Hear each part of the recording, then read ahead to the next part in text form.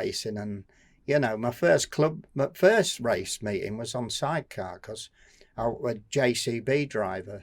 He went 50-50 with me, and the outfit was basically taped together with tape.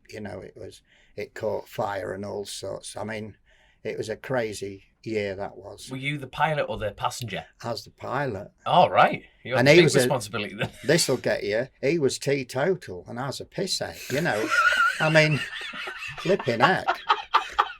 I mean, we'd go in Louth for a night out and I'd wake up and I didn't know where I was. I'd be under a tree near the toilets at Cadwell. It's like you and me, this. And he'd be shaking me in the morning, say, the outfit's scrutineered, all you've got to do is get your leathers on and get scrutineered. Oh, right.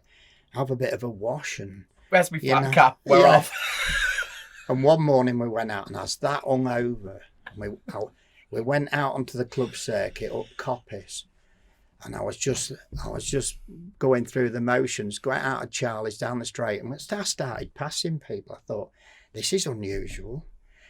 This thing doesn't normally pass anybody in the straight. I forgot about Park Corner. And we did everything but roll it over. I had no passenger. He had flipped out of it. Anyway, Jim never swore, me passenger. He never drank. The next thing is I slumped over it up against the bank where the fence is. And all I felt was this helmet hit me. And he said, you can find yourself another flipping passenger. And he got over the fence and walked off.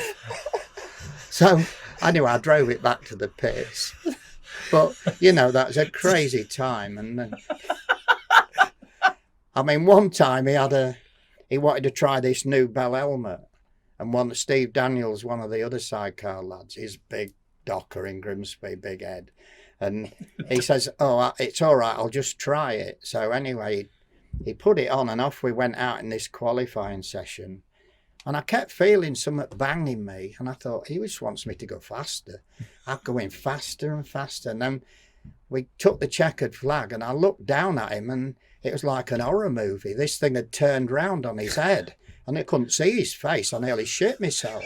I thought it was an horror movie. And, don't blame you. And he was trying to stop me because he couldn't see. He said, all I was doing was gear changes and leaning out. And he said, I just went through the motions. It had spun on his head, this big Bell helmet.